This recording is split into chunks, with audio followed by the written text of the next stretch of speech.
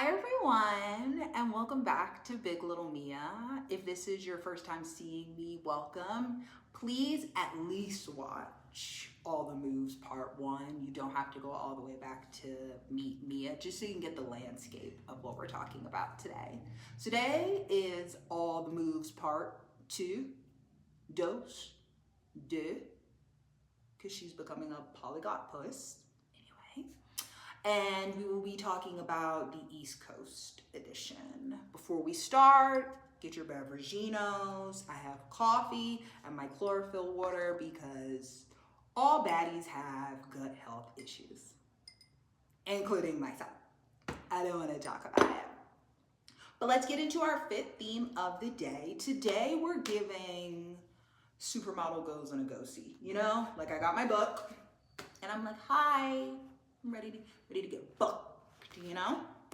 Also, if anyone is looking for a good quality tank top, especially my people with chest areas, COS, they make great tank tops. Also, if you're looking for a good jean brand, it's Anine, A9, I don't know. I've had these for years, but I love her jeans. I think she's a Dutch fashion designer and she specializes in more of like casual jeans, everyday wear. So just two little plugs if you're looking for new brands or new things. So let's get into all of the moves. In our last video, I think I left off and it was 2017. I was in Arizona. I was pretty depressed at this point in my life because I couldn't really talk to my friends that I had in Arizona. I had mostly white friends. I couldn't really talk to them about the racial dynamics and the microaggressions that I faced in Arizona. I just didn't really feel comfortable doing that. And then in terms of my East Coast friends, everybody was kind of like, just move. Or they were in diverse spaces, so they didn't really understand where I was coming from. So I really felt like I was on an island, and that was very hard. So around April of 2018, I moved from Scottsdale, Arizona, back to the DMV. Specifically, I moved back to Virginia, and I was living in the Old Town area. Which brings me to my first tip. In most of my moves, I want to say probably 75% of my moves, I secured a job before I moved. It's not 1997, okay? We need to be prepared. We need to have the coin, okay? Can't just be up in the air. So when I moved to Arizona, I had already secured a job with Make-A-Wish, and then when I transitioned back to the DMV, I had secured a position with Planned Parenthood at the DMV chapter. For those who are not familiar with nonprofit, most bigger nonprofits are under the federation model. So you have headquarters and then you have different chapters depending on your area. So when I was in Arizona, I worked for the American headquarters and the international headquarters of Make-A-Wish. And then when I moved to the DMV, I was working for a chapter. I was having a ball in 2018, let me tell you, because I wasn't too removed from graduating. I'd only graduated in 2015, same with a lot of my friends. A lot of my friends had transitioned back to the area and we all had a little bit of money. So it was a time, DC was still fun, you could still go out. I think I was going out to like 21 stores, or Bliss. Trying to have a good time. What y'all know about Bliss? What y'all know about it? The DMV was fun. It was. DC was fun. Let's go. This is the party. Straight at the lick. Of America to not drink 151. It's not good for your soul. And then don't have. DC was fun when I was younger and I was at the teen clubs. That's why I'm not a partier now, because I've been partying since I was younger. Okay? And it was fun in that 2018 era. It's really when the pandemic hit, DC stopped being fun. Which brings me to another tip. It's okay to come home. It's okay to come home. My suggestion is always to leave, which I said in the last video, but I'm also saying it's okay to come home. I came home multiple times. You can go somewhere and not like it and leave.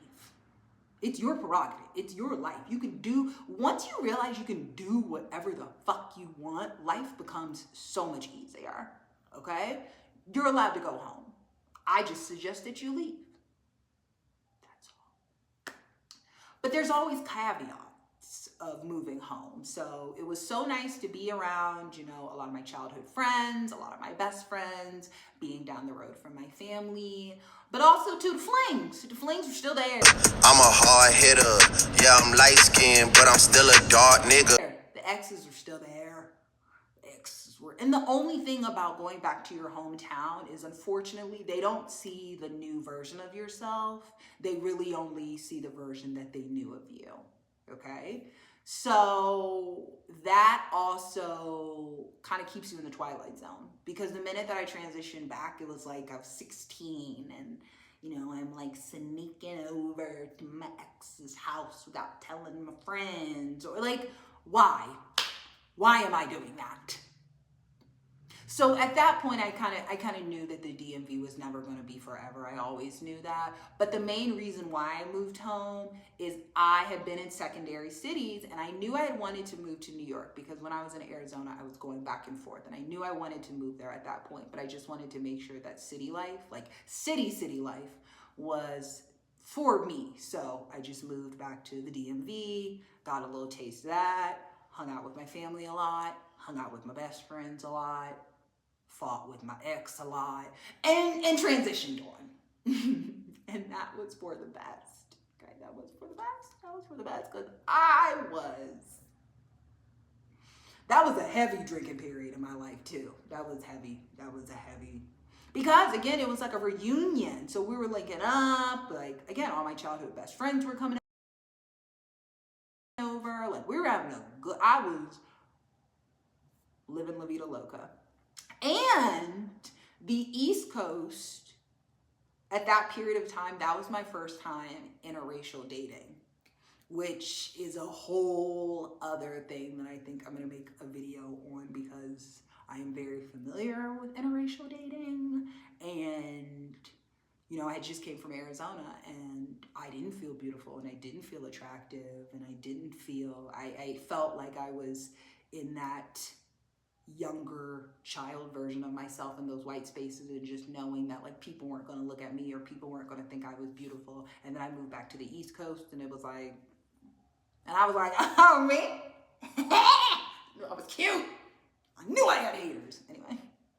So, but that was also it was a good thing to experience at that point in my life. I don't know if I would have been ready to interracially date. Is that a word? Yeah, I think so. I don't think I would have been able to interracially date in my younger years. At that point, I think I was mid-20s. I was a little bit more sane, just a little. Because honestly, from 20 to 30, crazy. She wasn't okay. Again, we're going to talk about that in her work, but she was she was not all right, baby. She wasn't okay. Like honestly, thank God my friend stuck in there with me.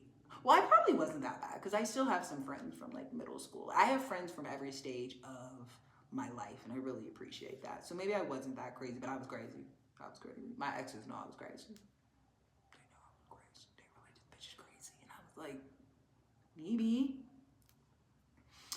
So I was in the DMV for, I kid you not, maybe like 370 days. Like, I moved almost a year to the dot, because again, I was growing, but I wasn't. I was not growing as much as I should, and I knew that, and I felt that, and I didn't want to stifle my growth at that point in my life. And I also hated my job. I loved Planned Parenthood as an organization. I want to be very clear about that. I loved it, okay? But the leadership at Planned Parenthood, Metropolitan Washington, D.C., send this to them. Like, send a still. because I hate them and they're still there, and I saw it on LinkedIn. Like, most of them are still there. I hate them. They're terrible people. They were terrible people. The best thing that came out of that job is that I met one of my best friends, and I'm now an aunt to her child, but that's it. I met some amazing people who are doing great things who all left, but that's it. Assholes. Oh, those Scorpio placements. One thing I'm gonna do is hold a grudge. I'm gonna hold a grudge. So let's go back to my phone because I can't remember any of my timelines. So what year exactly did I move? I moved to New York. In April of 2019. And New York, Mia, opened like an era that I didn't even know existed. Like, this is when I started to come into my own. Arizona was fun, DC was fun, but New York is really where I came alive. And to be honest, I thought that I was gonna live in New York forever. Once I got to New York, I was like, this is it for me. This is it. Because again, I think I said this in a past video. I thought that I was going to work at a nonprofit and be somebody's wife. That's just what I thought. That's genuinely what I thought in my mind. So the more that I did, it showed me how much I could do.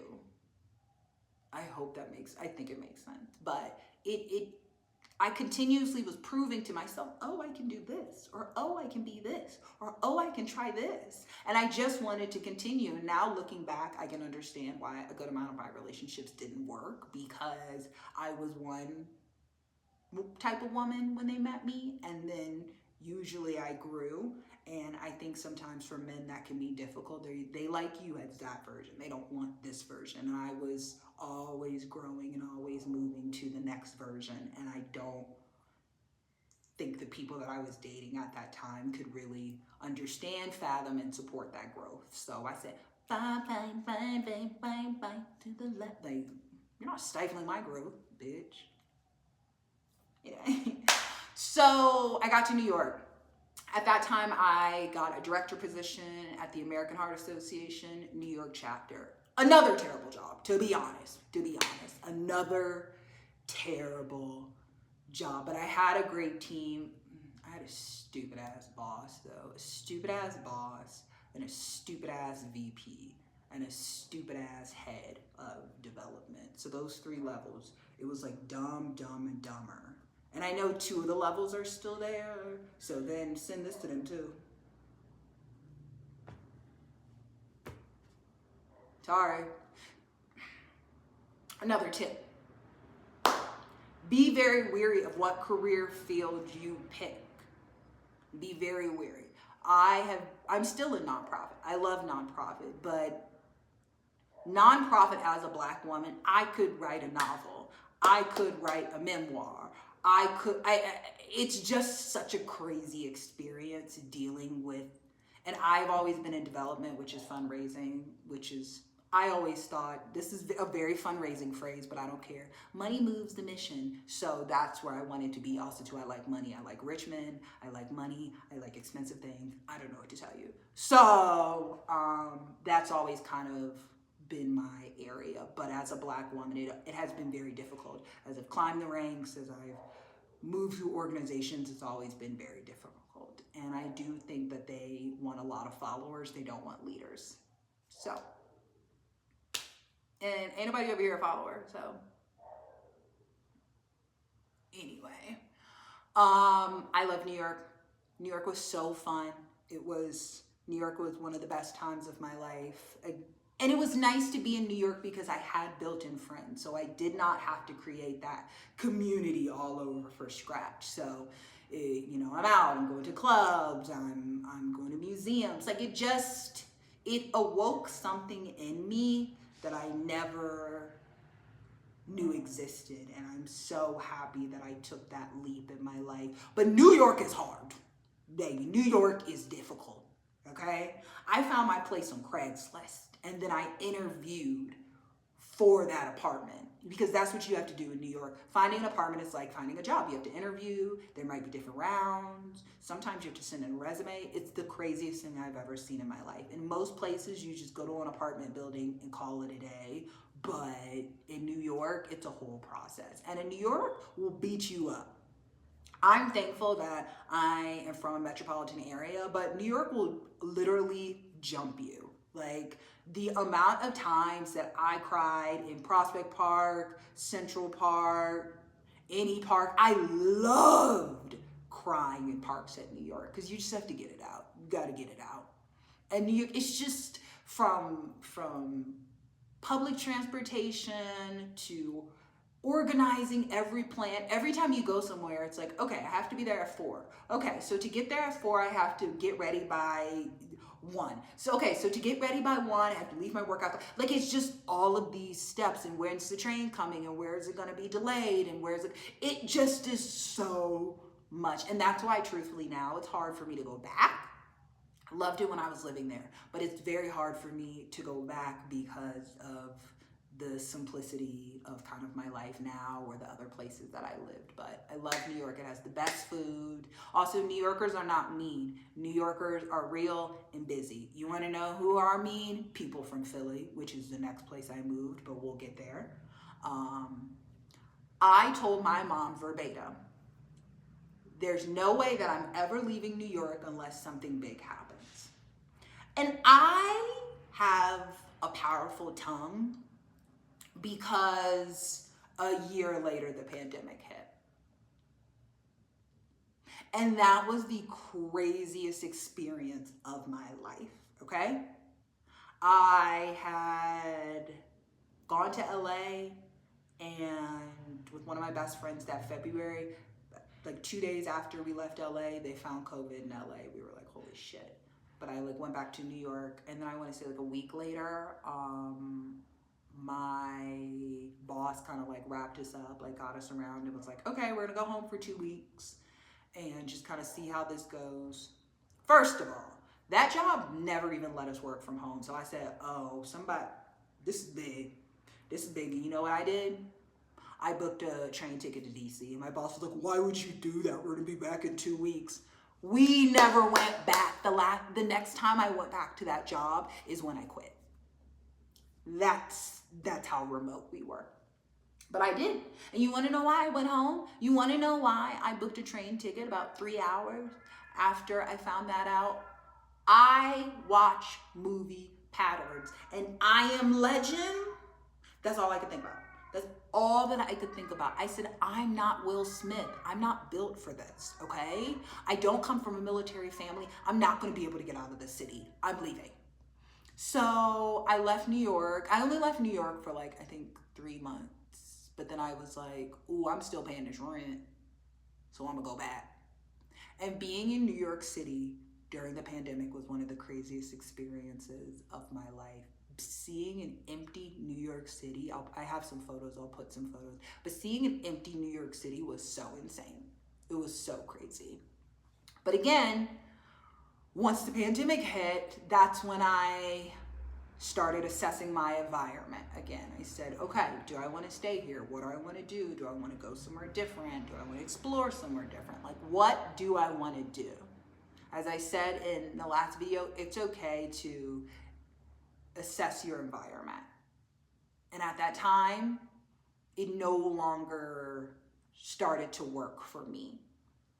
And in my head, for some reason, again, there's always two sides of me, okay? There's very much like the international career travel girl, but then there's also like the stay-at-home, loves to cook, loves to garden type of side. And they've always battled.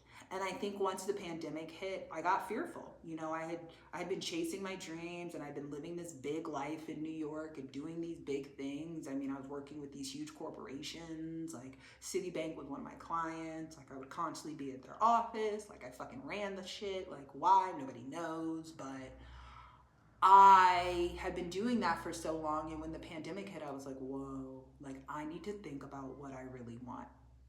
Which brings me to my next tip. You should always have plan A through C, at least. I like to have plan like A through Z, but you at least you should always have a backup plan.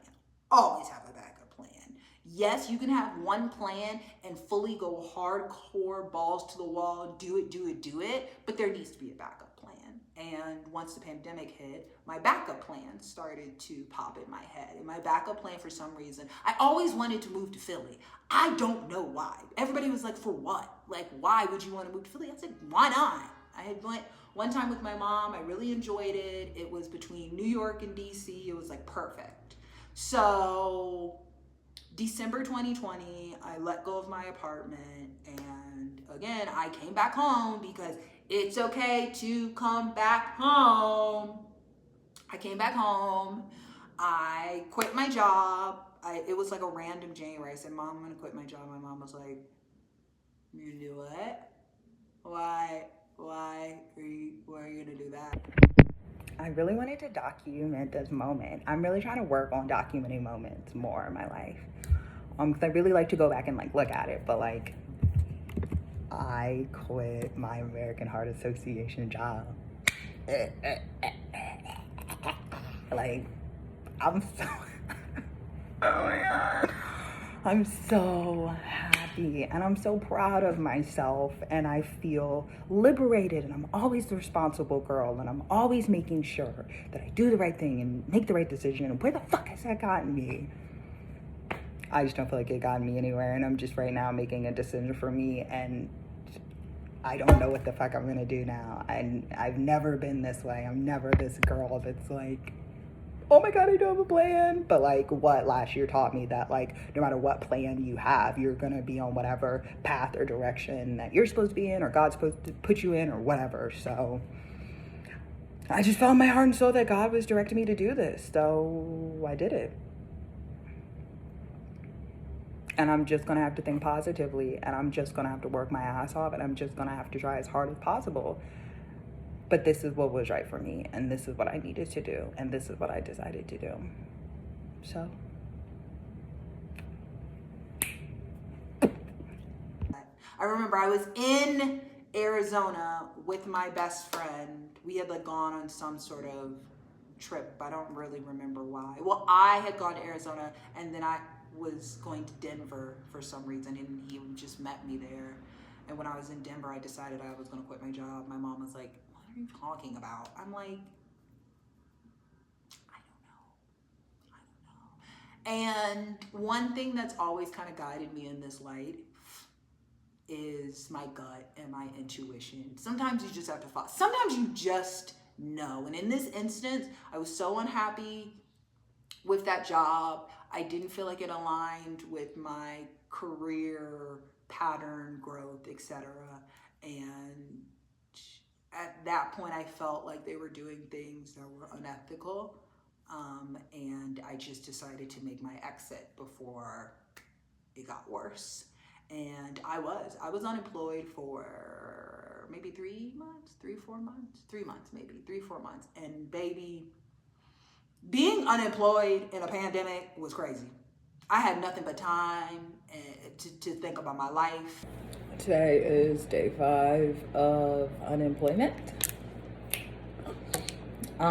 This week has been okay.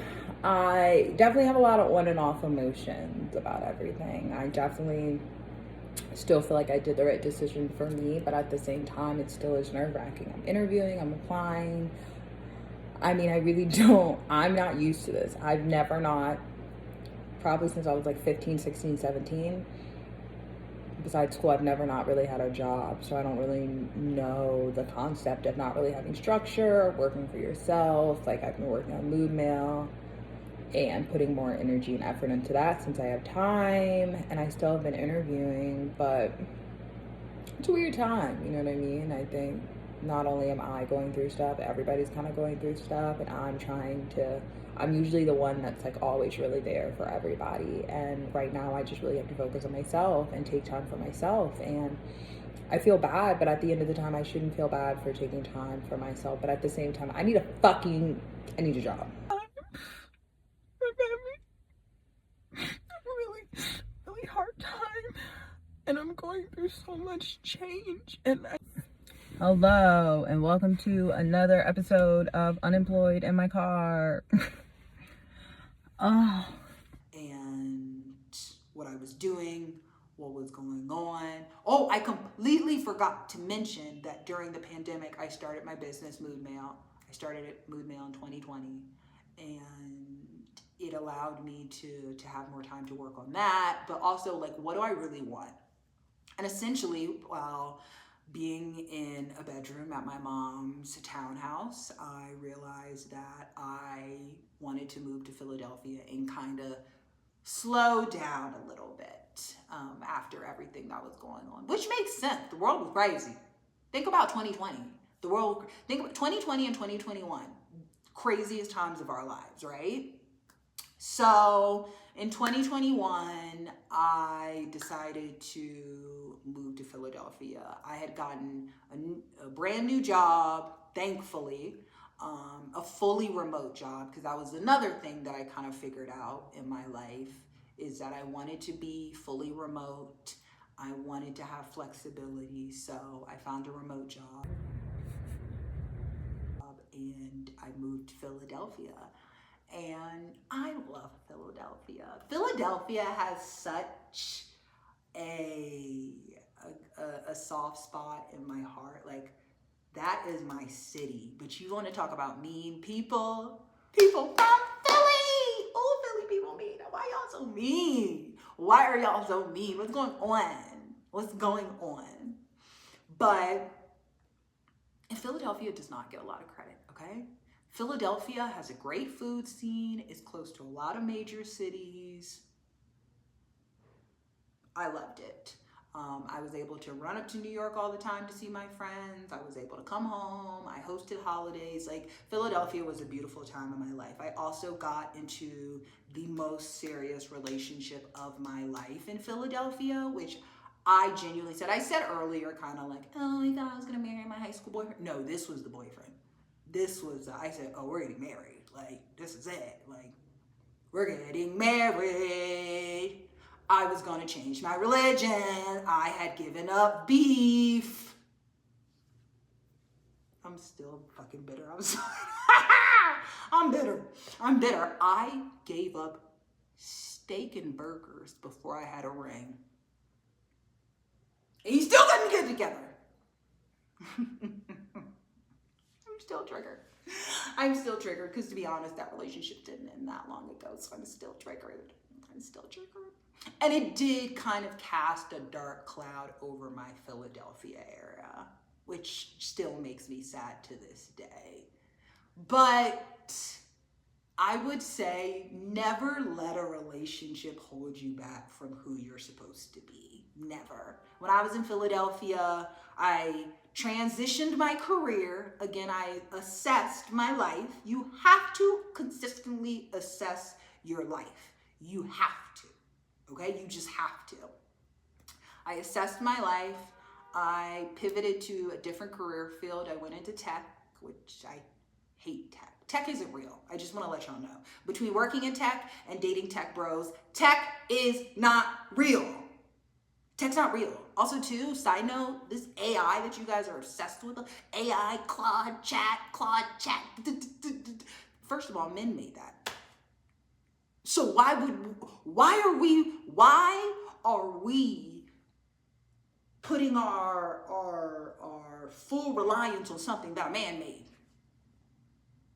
Because patriarchy has been in position for centuries, decades, etc. And look where we are. A mess. Oh, around the world, a mess. Okay? So my short-lived tech stint, it did teach me a lot. But my Philadelphia area was probably, not the most traumatic, but probably the most room for growth in my life. I also continued on with Mood Mail. I had gotten a lot of great opportunities in Philadelphia. I had opportunities with the 76ers. My products were in stores. So it was a great time in my life, but I really think that my relationship not ruined it, but made it more difficult than it needed to be, because that was also the first time that I ever lived with a man. Oh, why y'all ain't tell me that was so rough? Why y'all ain't tell me that? Because honestly, I look back on life sometimes and I say, why didn't I break that Xbox? Why didn't I throw it out the window of our loft? You know? Why? Again, I told you guys. I told you I was crazy at one point. I told you that I was crazy. Okay? I miss Philadelphia. But I think the thing that I learned the most from that move is that you can't make something work that's not for you. Something that's not for you will never work. It will, and you have to pay attention to the signs. You have to pay attention to what the universe is trying to tell you, because I kept on trying to make my Philadelphia life work. I kept on trying to make my business work there, my relationship work there, my life work there, and it just wasn't. And realizing that a life that you thought was going to be your forever and it's not is one of the most heartbreaking things you can experience in life. And I do think even to this day, sometimes I'm still working through it and getting over it, which we'll talk in inner work, but I see how it can destroy people. I see how divorces can destroy people. I see how being laid off can destroy people. I see it because I lived in Philadelphia from 2021 to 2023. I got into my relationship in 2022. In 2023, we broke up and I moved out. And I moved back to Arizona before my international move. And those 6 months after I moved from Philadelphia, I don't even remember, to be honest, because half of them I spent like depressed and just sad.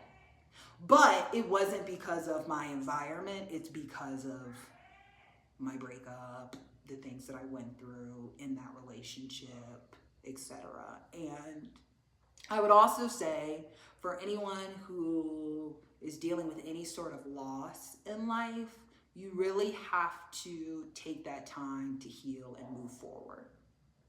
I spent 6 full months healing, just truly healing, because I was wrecked. And I honestly don't even think that some of my closest friends and family like knew how wrecked I was. Because truthfully, I think I felt like I failed. I can be honest about that. I think after that relationship ended, I was like, I failed. I've done all these things, I've been all these places, but like, I couldn't make this work. And I think I was also at a period of my life, I was late 20s, early 30s, where I felt like I needed to be married. All of my friends were getting married. People were thinking about having babies, buying houses. And I was like, that's what I'm supposed to do. I've done enough. I spent my 20s doing all of these things. And now this is what I'm supposed to be doing. And it just didn't work. And I didn't realize for a while how much that would take out of me mentally and emotionally. And my advice just for anyone is just to take your time. Take your time. Healing, we don't encourage healing enough. Heal. You get laid off from a job, heal. You get out of a relationship, heal. You lose a child, heal. Like, we all need to be healing, okay? So then we can get back to ourselves, so then we can be the best version of ourselves, but nobody be trying to heal no more. So annoying, God. People need to go to therapy. If you ain't in therapy, go get a therapist. And also, if you meet somebody who's like, oh, I don't believe in therapy, or I don't go to therapy, they probably need it the most, and run. Run. Run. Okay? Run. I don't feel like I learned any learning lessons post my Philadelphia move, which was that Arizona period. But what did happen during my healing process is that my mom and I were supposed to go to Italy, and we couldn't go to, it's not that we couldn't go to Italy, but too many things were happening in our lives at that time, and we just like, we couldn't make it work. But I had taken off 2 weeks, and I was like, I should go somewhere. And a friend suggested Mexico City, and I had gone to Mexico so many times in my life. Like, I love Mexico, but I had only really been to the beach town. So I looked up the flight, I saw how much it was, and I said, I'm gonna go to Mexico City. So for my birthday in 2023, I went to Mexico City alone for a week, and I've never fell in love with a city quicker and faster. I have always had a deep appreciation for Mexican culture. Also, yo hablo español. Un poquito. Yo hablo español. I need to claim that a little bit more because I speak Spanish every single day. So it's not just a little. But I've always appreciated Mexican culture, Mexican food, but I've never been able to see Mexican art or spend time with Mexicans from Mexico. And the minute that I came here, I had a different feeling. I had a different feeling than I've ever felt before. And also, side note, Mexico City is one of the most spiritual places in the world. And I think I am a pretty spiritual person, as we've talked about in Meet Mia. And I felt something, and I didn't know what it was. But the minute that I got on the plane to leave, I knew that my life had changed, and I didn't know in what way.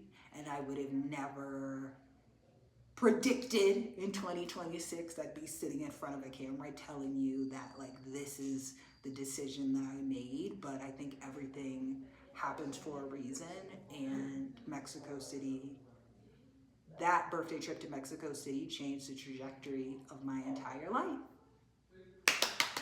Yay! So let's end on that note. The next video will talk about my transition to Mexico City as a whole. I'm very excited. Mexico City is one of my favorite places in the world. It's not going to be the last place I live, let me tell you that, but Mexican culture is beautiful. The Spanish language is beautiful. If you've been, you know, if you get the opportunity to live here with a visa, which we'll talk about, please do. But also to be aware of the gentrification problem and how you are contributing, not only in Mexico City, but in any city. So thank you so much for joining me. I hope you come back, and I don't know, it's Mia's world. It's my world. It is my world, and we're all just living in it.